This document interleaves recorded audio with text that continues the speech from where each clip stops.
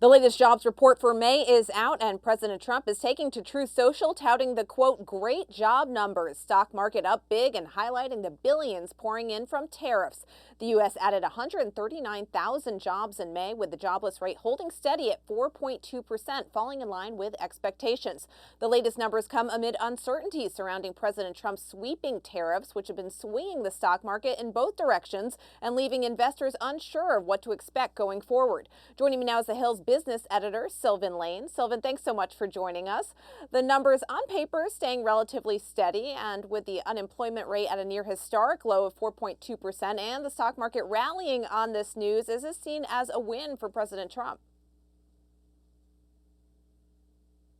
Judy, it's certainly, good news for the president that the economy is holding up despite all of the uncertainty we've experienced regarding his tariffs, their implementation, the delays. All of the uncertainty seems to not really be hitting the broader economy too hard right now. But of course, we're always liable to see a change in trade policy that can start freaking people out again. How do these numbers compare to previous months?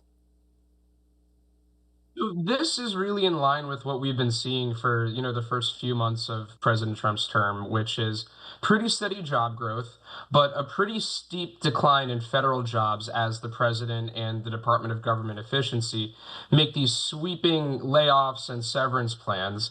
A lot of the growth in the economy, in terms of the job market, is really being driven by the health sector right now. And we are seeing some, private job growth replacing the government job growth.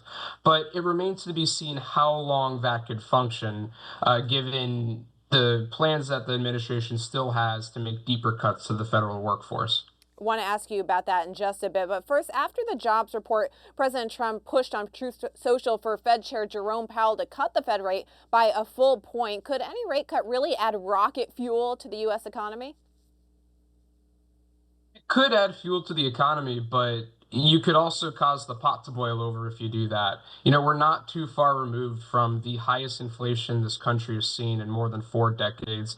The Fed worked really, really hard to try to bring that inflation down with these higher interest rates.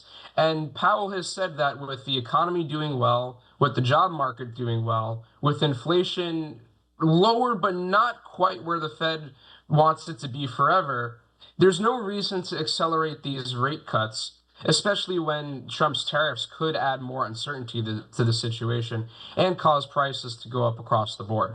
You mentioned those federal worker layoffs. How much had the layoffs impacted these numbers? Could we see a major shift in the coming months as employees' severance packages come to an end? These federal layoffs have taken a steady bite out of job growth in the United States. Now, the Trump administration has framed this as people getting off the quote unquote Biden government gravy train, alleging that these jobs are not economically useful and a bad use of federal money. But, as we lose more and more of these federal workers, we might start to see the economic impact of losing these agencies that contribute a lot of different things to the economy. Now, I don't think anybody would say that the federal budget is completely efficient and that there can't be ways to make things more, cost effective at the federal level. But the administration has been cutting with a very, very, very broad stroke, and the implications of that could come down the road. With the exit of Elon Musk from Trump's good graces, their relationship seemingly going kablooey, could we see changes to how Doge moves forward with those firings?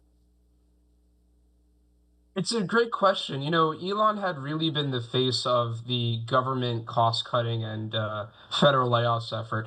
But this is a movement that has a deep support within the Trump administration. Russell Vogt, the head of the White House Office of Budget and Management, has really been lockstep with the general notion of slashing the federal workforce and the money spent on these employees. So I don't think this effort's really going away.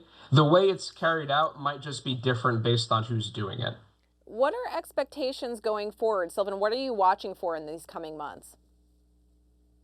So I think everything will kind of rise and fall with whatever the president wants to do with tariffs. We're approaching a deadline for countries to make their best offers in response to Trump's quote unquote reciprocal tariffs, which he announced on what he called Liberation Day in April. The bond market sold off pretty bad after that, and it caused a lot of concern. So the president eased up and loosened some of those tariffs. We'll see, though, if he ramps them back up again, it could cause a pretty significant hit to the economy, and we may start to see the jobs numbers respond to that.